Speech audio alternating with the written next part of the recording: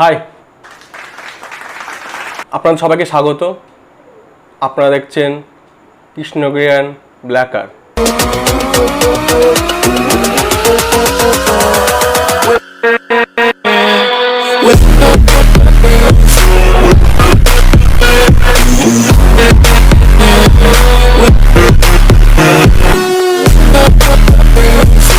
আপনারা কেমন আছেন? খুব ভালো আছি দাদা, খুব ভালো আছি। আমরা সবাই আজকে যাকে নিয়ে আমরা আলোচনা পর্যালোচনা কাটাছেড়া করব, আপাত দৃষ্টিতে মানসিকভাবে অসুস্থ, আমি একটা প্যাটার্ন মাথায় রেখে আমি আমার ভিকটিমদের নির্বাচন করি। আজকে আমার যে ভিকটিম তিনি আর কেউ নয়, রঞ্জন ঘোষাল। মার শালাকে মার, শালাকে মার, শালাকে মার। রঞ্জন ঘোষালকে আপনারা সকলেই চেনেন। তিনি হলেন ভারতীয় থিয়েটারের ডিরেক্টর এবং তার সবচেয়ে বড় পরিচয় হলো তিনি বাংলা ব্যান্ড মোহিনীর ঘোড়াগুলির কো-ফাউন্ডার বা ওই ব্যান্ডের একজন মেম্বার। তাকে নিয়ে আজকে আমরা কথা বলবো। शुरू से शुरू करते छोटे तू स्टार्ट कर। देवियों और सज्जनों, कुर्सी पेटी बांध लीजिए। আপনারা সকলেই জানেন 9 জুলাই তিনি মারা গেছেন। তো আমরা 2 সেকেন্ড নীরবতা পালন করব। দাদা উঠে দাঁড়াবো না? হ্যাঁ, 2 সেকেন্ড নীরবতা পালন এই কারণে করলাম, তিনি মারা গেছেন, কিন্তু তিনি মারা গিয়েও তার অনেক কুকীর্তি আছে। কি করেছে দাদা বলুন না, এসব শুনতে আমার খুব ভালো লাগে। তার চারিত্রিক অনেক দোষ ত্রুটি আছে। আমরা সকলেই ছোটবেলায় পড়েছি চারিত্রিক গঠন, এই বাংলা প্রবন্ধটা খুব আমাদের আসতো, পড়তাম আমরা পরীক্ষায় ভালো মার্কস করার জন্য। কিন্তু আমার মনে হয় রঞ্জন ঘোষালবাবু এই প্রবন্ধটা পড়েননি ছোটবেলায়, নাই পড়তে পারেন। বড় বড় শহरों में ऐसी छोटी छोटी बात होती रहती है। তো চারিত্রিক গঠন, চরিত্র গঠন, এটা মনে হয় উনি শেখেননি, তাই তার চরিত্রে এত বড় দুর্বল, এত ছোট ছোট ছোট বড় গর্ত আছে। এই লোকটাকে আমি কোথাও দেখেছি। কিন্তু মরে গেছেন। কিন্তু এটা কথা আছে না, মানুষ মরে যায়, কিন্তু মানুষের সম্মানটা যদি একবার চলে যায় সেটা আর ফিরে আসে না। মানুষ থাকে না, মানুষ মারা যায়, কিন্তু তার কীর্তিগুলো থেকে যায়, সেটা সুকীর্তি হোক বা কুকীর্তি হোক। কিন্তু রঞ্জনবাবু মিউজিশিয়ান, প্রফেশনাল লাইফের কথা আমি বলছি না, আমি আজকে তার ব্যক্তিগত জীবন নিয়ে বলছি। তিনি এমন অনেক কিছু করেছেন যা তার মতো মানুষকে মানায় না। 2019 সালে 21শে অক্টোবর, সে সময় মিটু নামে খুব জনপ্রিয় একটা ট্রেন্ড চলছিল, সবাই মিটু নিয়ে পোস্ট করছিল, তার সাথে কি সেক্সুয়াল হ্যারাসমেন্ট হয়েছে, সেক্সুয়াল অ্যাবিউজড হয়েছে, এসব নানারকম সে সময় বলিউড থেকে টলিউড সবাই মেতে উঠেছিল। তো 2019 সালে 21শে অক্টোবর সুস্মিতা প্রামাণিক বলে একটা মেয়ে, যিনি কৃষ্ণনগরে থাকে, বর্তমানে কলকাতাতে থাকে, সেই মেয়েটি রঞ্জন ঘোষাল বাবুর বিরুদ্ধে সোচ্চার হয়ে উঠেছিলেন। সেটা বড় কথা নয়। এই সুস্মিতা প্রামাণিক বলে মেয়েটি যাদবপুর ইউনিভার্সিটির ছাত্রী 21শে অক্টোবর 2019 সালে একটা পোস্ট করেন, ফেসবুক পোস্ট, যে রঞ্জন বাবুর বিরুদ্ধে কি অভিযোগ করেন সেটা একবার দেখে নিই আমরা। আমি তখন 16, স্কুলে পড়ি, সিধে সাদা সহজটাই, জীবনের প্রথম প্রেমও তখন সবে সবে হচ্ছিল প্রায়। ফেসবুক জগতে পা রেখেছি সেই বছরই, বড় বড় মানুষের সান্নিধ্যে পেলে ভাবতাম বলতে গেলাম বুঝি। সেরকমই এক সময় তার সাথে আলাপ, আমি যাকে বলে গদগদ আহ্লাদিত গর্বিত পান, তিনি আমার প্রশংসা করলেন, নিজে থেকে ফোন করেই দরাজ গলায় গান ধরলেন, আমায় ভালোবেসে নাম দিলেন বাবুই। তার নাম হলো মশাই। সে এক অন্য ব্যাপার, বোঝাতে পারবো না। এদিকে তার ফোনে দিনে রাতে পেয়ে পেয়ে আমার যাকে বলে মাটিতে পা পড়ছে না। তিনি আমার ছবি চাইছেন বিভিন্ন অ্যাঙ্গেল থেকে, নাভি বের করা শাড়ি পরার ছবি, নাভি বের করা শাড়ি পরার ছবি, বাথরুমের ভেতর থেকে ছবি, শর্টস পরা ফুল লেন্থ ছবি। কি ভালোবাসার উন্মাদনা বলুন। আমি বুঝতাম না, প্রতিবাদ তাই ইগনোর করেছিলাম। জাস্ট আমার পরিবার আমায় প্রতিবাদ করতে শেখায়নি, আমি নিজে প্রতিবাদ করতে শিখেছি। আর এই শেখায় আর কারো ক্রেডিট নেই। কিন্তু ততদিনে অনেক দেরি হয়ে গেছে। মিটু শুরু হয়নি, আমিও ভুলেই গেছিলাম। আজ নতুন করে মনে করালো কয়েক বন্ধু, যাদের বলছিলাম সবটা, যারা জানতো, যারা বলল আমার সবাইকে জানানো উচিত। রঞ্জন ঘোষাল মহিনের অন্যতম প্রতিষ্ঠাতা, একজন মলেস্টার। যারা ওর বিরুদ্ধে লিখেছেন তারা বহুদিন আগের কথা লিখেছেন। ভেবেছেন হয়তো উনি বদলে গেছেন, কিন্তু না, উনি বদলাননি। উনি এখনও একটা অমানুষ রয়ে গেছেন, সাথে পিডোফিলও। রঞ্জন ঘোষাল হইতে সাবধান। উনি প্রতিভাবান হতেই পারেন, কিন্তু উনি নিঃসন্দেহে একটা খারাপ মানুষ। আর ওর মুখোশ এবার খুলে দেওয়া উচিত, নয়তো এ সময় আর আসবে না। বাকিরা যা লিখেছে তার কোনো প্রত্যক্ষ প্রমাণ দেখাতে পারেননি। ফলে যারা বিশ্বাস করেননি তাদের বলছি, আমার কাছে প্রমাণ রয়েছে, দেখে নিন। পুনশ্চ জীবনে সেক্সুয়াল হ্যারাস বহুবার হয়েছি।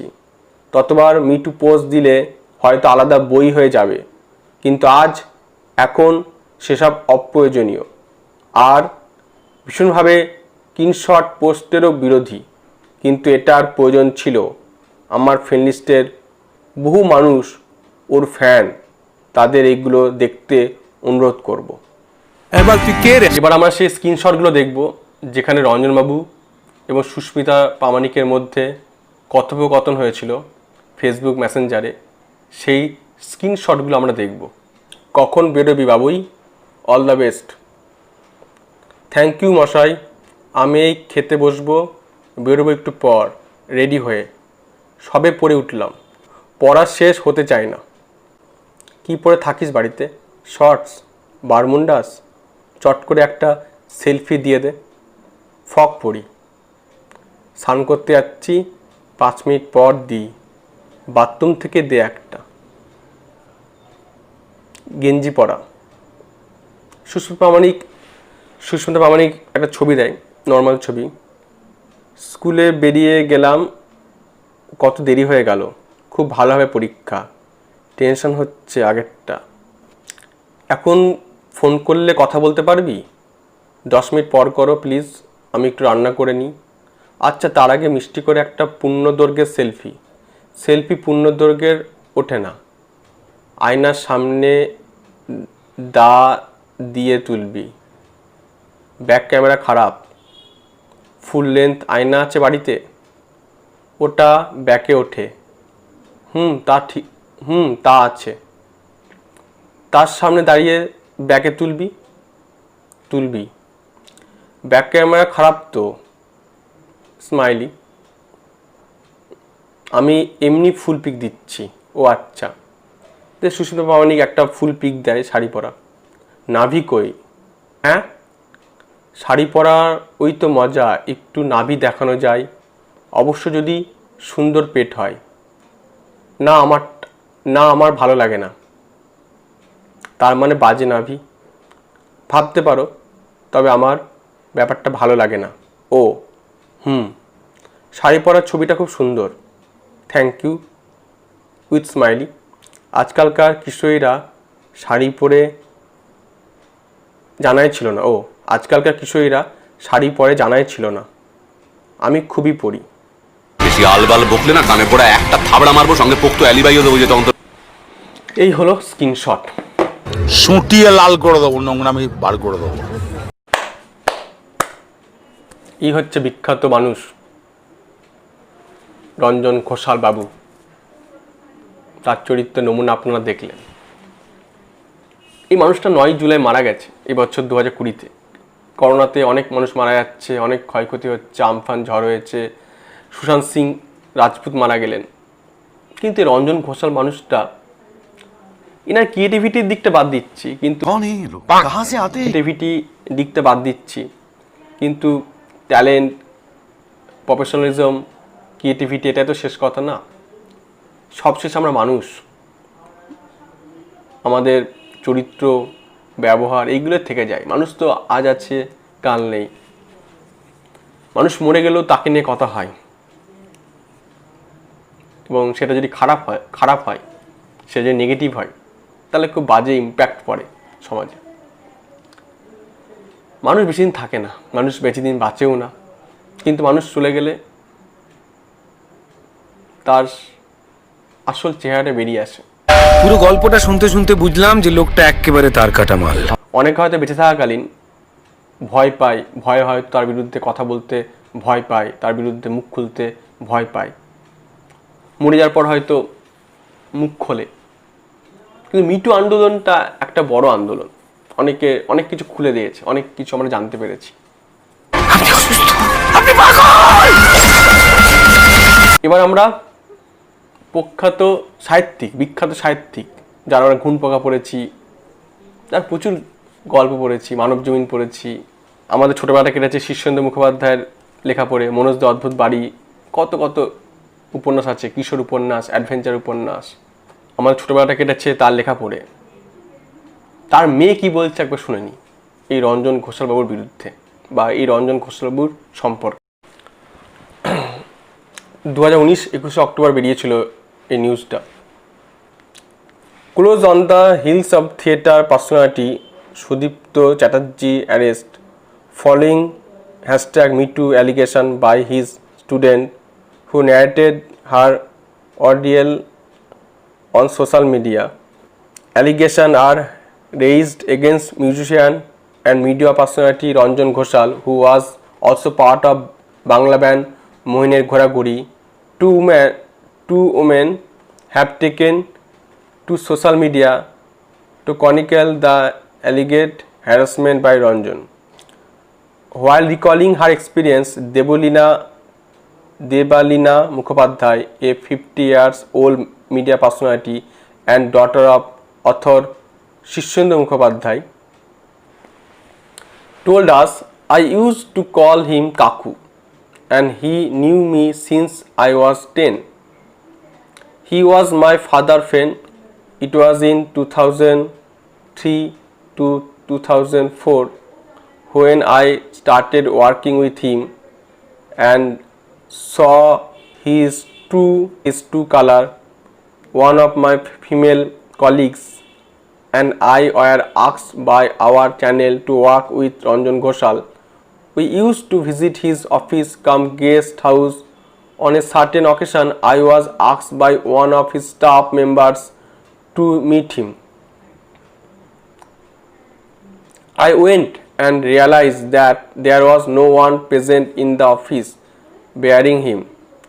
He asked me to sit beside him on the sofa.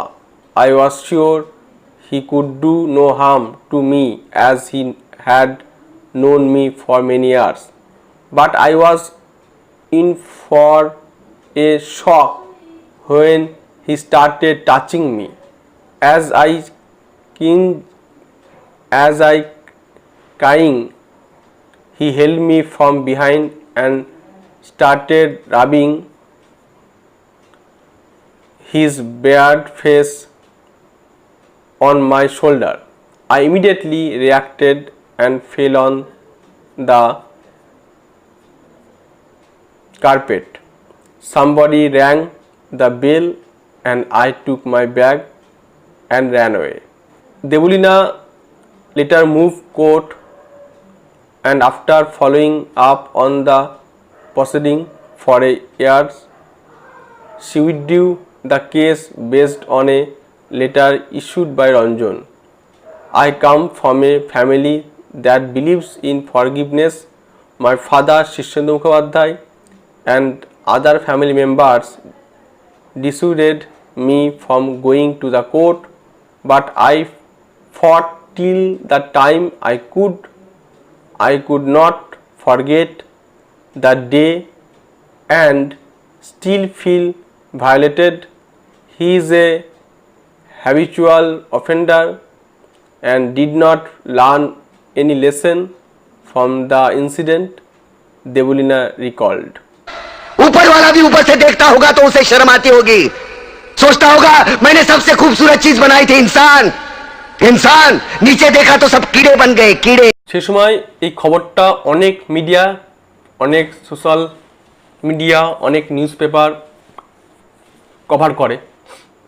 যেমন বলছি, যেমন কভার করেছে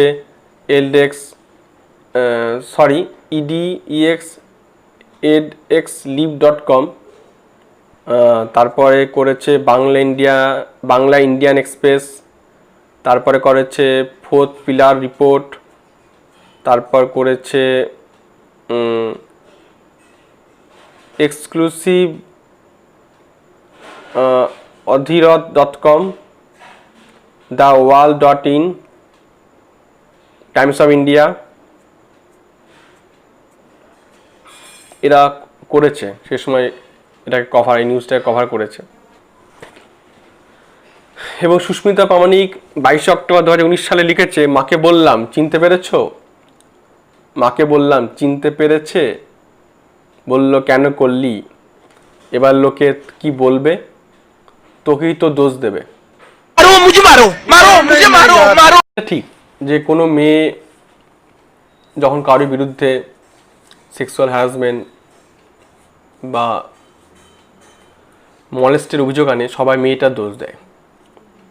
বিশেষ করে যদি যদি বিখ্যাত কোনো মানুষ হয়, একটা মেয়ে যদি কোনো বিখ্যাত মানুষের বিরুদ্ধে অভিযোগ আনে, সবাই বিখ্যাত মানুষটার দিকে আঙুল তোলে না, সমাজ বাকিরা বিশ্বাস করতে চায় না এই বিখ্যাত মানুষটা এরকম করেছে, আকাশ থেকে পড়ে। কেন ভাই, বিখ্যাত বলে কি সেই করতে পারে না? তার কি কুটকুরানি থাকতে পারে না? তার কি মানসিকতা বিকৃত হতে পারে না? তার মন কি সংকীর্ণ হতে পারে না? তার চারিত্রিক দুর্বলতা কি থাকতে পারে না? তার চরিত্র কি খারাপ হতে পারে না? হতে পারে। সে বিখ্যাত মানুষ হলেও তার মানসিকতা বিকৃত হতে পারে, সে নোংরা মনের হতে পারে, তার চারিত্রিক দুর্বলতা থাকতে পারে, তার চরিত্র খারাপ হতে পারে, সব হতে পারে। একটা বিখ্যাত মানুষ হলেও হতে পারে, একটা নর্মাল সাধারণ মানুষ হলেও হতে পারে। বিকৃত মস্তিষ্ক, বিকৃত মানসিকতা যে কোনো মানুষের হতে পারে, সেটা বিখ্যাত হোক, অবিখ্যাত হোক, কুখ্যাত হোক, প্রত্যেকের হতে পারে।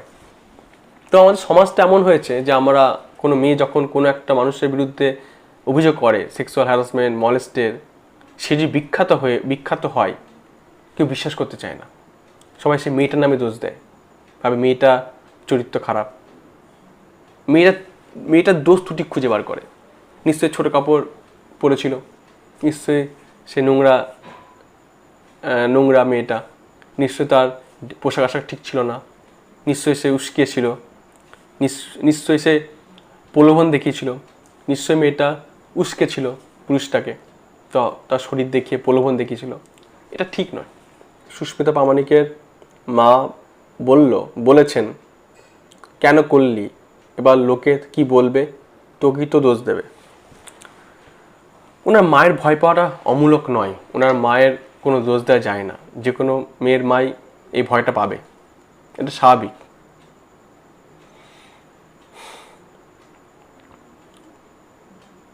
আমাদের সোসাইটিতে, আমাদের সমাজে রঞ্জন ঘোষালের মতো মানুষরা যতদিন বেঁচে থাকবে ততদিন এরকম হয়েই থাকবে। রঞ্জন ঘোষাল বাবু মারা গেছেন, তাতে আমার বিন্দুমাত্র দুঃখ নেই। রঞ্জন ঘোষালবাবু মারা গেছেন, তাতে আমার বিন্দুমাত্র দুঃখ নেই, বরং একটা সমাজের জঞ্জাল কমে গেছে। ভালো থাকবেন রঞ্জনবাবু। আমি জানি না আপনি কোথায় আছেন, স্বর্গে না নরকে, কোথায় আছেন আমি জানি না। যেখানেই থাকুন না কেন, নিজের চরিত্রটা একটু ঠিক করুন। এবার একটু জানি না, মৃত্যুর পর আমি জানি না কোনো জীবন আছে কিনা, মৃত্যুর পর কোনো জীবন এক্সিস্ট করে কিনা, মৃত্যুর পর কোনো জীবন থাকে কিনা আমি কিচ্ছু জানি না, মরে গেলে জানতে পারবো। যদি মৃত্যুর পর যদি ওই প্রান্তে যদি কোনো জীবন থেকে থাকে তাহলে বলবো সেখানে নিশ্চয়ই মহিলাও আছে বা অপোজিট জেন্ডার বা অপোজিট সেক্সের মানুষও আছে। একটাই কথা বলবো, আপনি যেখানে থাকুন না কেন নিজেকে শোধরান, ভালো থাকুন, সুস্থ থাকুন, মানসিকতা একটু উন্নত পর্যায়ে নিয়ে যান। আপনার যে বিকৃত মানসিকতা সেটাকে একটু পরিষ্কার করুন, ভালো করুন, আপনার আত্মা শান্তি হোক। নাতনির বয়সী একটা মেয়ের সঙ্গে এসব করতে তোর লজ্জা করলো না? তোর কি নিচের জিনিস ওপরে আর উপরের জিনিস নিচে এসে গেছিল? তোর নরকেও জায়গা হবে না, হতভাগা হতচ্ছাড়া। এরপর রঞ্জন ঘোষালবাবু 2019 সালে 20 অক্টোবর একটা ফেসবুক পোস্ট করে। সেখানে লেখেন, ক্ষমা প্রার্থনা। আমি জানি আমার কথায় এবং আচরণে কারুর ব্যক্তিগত পরিধি, পার্সোনাল স্পেস লঙ্ঘন করেছি। আমি এখন তার জন্য অনুতপ্ত ও নিঃশর্তে ক্ষমাপ্রার্থী। আমাকে নিজেকে শোধরাতে হবে। কেউ যেন কখনো আমার সান্নিধ্যে এসে নিরাপত্তাহীনতা বোধ না করে, সে বিষয়ে এখন থেকে বিশেষভাবে যত্নবান থাকব। বছর 15 আগে একটি তরুণী আমার নামে অশালীন আচরণের অভিযোগ এনেছিলেন। আদালতে সেই মামলা প্রত্যাহিত হয়। কিন্তু 1.5 দশক বাদে অভিযোগকারিণী সম্প্রতি আবার সেই বিষয়টা নিয়ে সোশ্যাল মিডিয়ায় সোচ্চার হয়েছেন। এই প্রসঙ্গে একটি প্রিন্ট মিডিয়ার সঙ্গে ফোন সাক্ষাৎকারে আমি দু একটি কথা তাৎক্ষণিক প্রতিক্রিয়ায় উত্তাপের সঙ্গে বলে ফেলি। সেটাও একদমই ঠিক হয়নি। বরং যাদের সঙ্গে যখনই যেখানে আমি অভদ্রতা করেছি তাদের সকলের কাছে আমি আমার অনুতাপ জানাই ও নিঃশর্ত ক্ষমা প্রার্থনা করি। जनता माफ नहीं करेगी। আপনি ক্ষমা স্বীকার করেছেন। একটা কথা আছে না, মানুষ যদি নিজের ভুলটা বুঝতে পারে এবং তার জন্য যদি অন্তর থেকে নিজের ভেতর থেকে যদি সে ক্ষমার প্রার্থী হয়, ক্ষমাশীল হয়, সে যদি সত্যিকার অনুতপ্ত হয়, সেটা যদি ভেতর থেকে হয়, তার চেয়ে বড় কিছু হয় না। এবং প্রত্যেককে সুযোগ দেওয়া উচিত। আমাদের মানুষ, আমাদের উচিত প্রত্যেককে সুযোগ দেওয়া, ক্ষমা করে দেওয়া। একটা কথা আছে না, যে ক্ষমা করে না তার মনটা অনেক বড় হয়। ক্ষমা চাওয়ার মধ্যে কোনো ছোট বড় কিছু নেই। মানুষ যদি ভুল বুঝতে পারে তাহলে তার সঙ্গে সঙ্গে ক্ষমা চাওয়া উচিত। এটা ভাবা উচিত না ও ছোট, আমি বড়, আমি ভুল করেছি, আমি কি করে ক্ষমা চাইবো একটা ছোটোর কাছে। ছোট বড় কিছু না, আসলে হচ্ছে ক্ষমা। আমি যে ভুল করেছি সেটা রিয়েলাইজ হওয়াটা সবচেয়ে বড় দরকার। আমি যে ভুল করেছি সেটা যদি আপনি বুঝতে পারেন, সে বোঝাটা খুব ইম্পর্টেন্ট। এবং সেটা যদি আপনি বুঝতে পারেন আপনি ভুল করেছেন, তার জন্য যদি আপনি ক্ষমা চান, তার চেয়ে বড় কিছু হয় না। এর মধ্যে ছোট বড় কিচ্ছু নেই। এবং যে মানুষটা ক্ষমা করে দেয় তার চেয়ে বড় কিছু নেই। আমি জানি না এই সুস্মিতা প্রামাণিক বা শীর্ষেন্দু মুখোপাধ্যায়ের মেয়ে এনারা ক্ষমা করেছেন কি না, জানি না।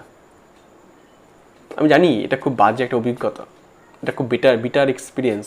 একটা মানুষ যদি, যাকে সে সম্মান জানায়, যাকে শ্রদ্ধা করে, কাকু জেঠু যে নামই হোক, তার কাছ থেকে যদি, যেমন কাছে মানুষের কাছ থেকে যদি এরকম একটা ব্যবহার পায়, খুবই খারাপ। একটা অচেনা মানুষের কাছ থেকে পেলো ঠিক আছে, কিন্তু একটা কাছে মানুষ। আর সবচেয়ে বড় কথা, আজকাল এই ধরনের মানুষগুলো আমাদের সোসাইটিতে, সবচেয়ে বড় কথা, এই ধরনের মানুষগুলো আমাদের পরিবারের মধ্যে প্রচুর পরিমাণে আছে। আমাদের রিলেটিভের মধ্যে, আমাদের চেনা জানার মধ্যে প্রচুর পরিমাণে এই ধরনের মানুষগুলো আছে। আমরা নিজেদের সন্তানকে কার কাছ থেকে রক্ষা করব? বাইরে মানুষের কাছ থেকে রক্ষা করছি, বাইরে মানুষের কাছ থেকে তো আমরা রক্ষা করছি, কিন্তু ভেতরে যদি শস্যের মধ্যে যদি ভূত থাকে তাহলে আমরা কি করে বাঁচাবো? যাই হোক, রঞ্জনবাবু ক্ষমা চেয়েছেন, এখন তিনি নেই, তার বিরুদ্ধে আমরা কি বলবো? আপনি ভালো থাকুন রঞ্জনবাবু। আপনার, আমি জানি না এই পোস্টের পর আপনার সুমতি হয়েছে কিনা, আমি জানি না। এই যে পোস্টটা আপনি একটু আগে পড়লাম, ফেসবুক পোস্ট, আপনি যে সুন্দর করে গুছিয়ে লিখেছেন, এটা মন থেকে লিখেছেন না আপনার একটা পিটেন, না আপনার একটা ভান, না আপনার একটা অভিনয়, আমি জানি না। তবে এটা যে সত্যি সত্যি আপনি আপনার মন থেকে হয়, এর চেয়ে ভালো কিছু নেই। নমস্কার, আপনারা দেখতে থাকুন এই চ্যানেলটি। এই ভিডিওটা ভালো লাগলে ভিডিওটা লাইক কমেন্ট করে জানাবেন কেমন লেগেছে, শেয়ার করবেন বন্ধুদের সঙ্গে, আর প্লিজ সাবস্ক্রাইব করবেন, আর পাশে থাকা বেল বাটনটা প্রেস করে দেবেন। তার ফলে আমি যদি নতুন কোনো ভিডিও আপলোড করে থাকি আপনার সঙ্গে সঙ্গে তার নোটিফিকেশন পেয়ে যাবেন। নমস্কার। পাঁচু, মহিনের ঘোড়াগুলির গানগুলো চালাতো।